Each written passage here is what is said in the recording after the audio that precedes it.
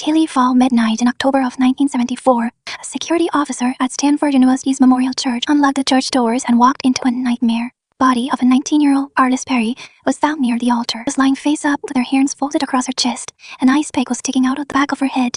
Perry was naked from the waist down.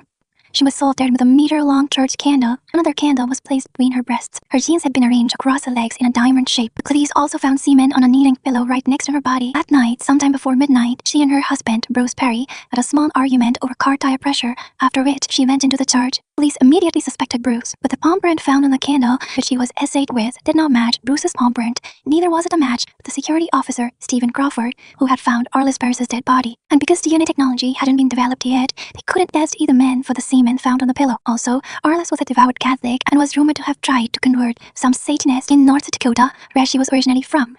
Her case went cold for several years.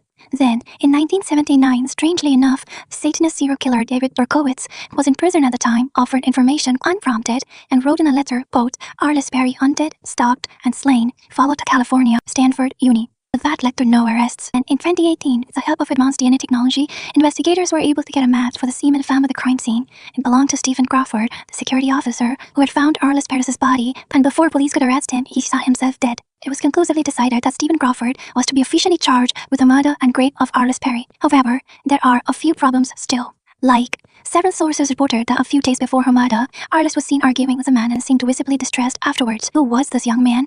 And why was he never questioned? And the last of the attendees at the church reported to have seen a tall, lean young man entering the church just around midnight. So, who was this unidentified young man seen entering the church on the night of the murder? And also, the grave of Arlis was desecrated in a native North Dakota. Who did it and why? North Dakota is a long way from Stanford Church, California, where Arlis was murdered. And police found Stephen Crawford to be a match to the semen from the crime scene. But there's evidence that there was more than one killer, since the palm print on the candle was not a match to Crawford.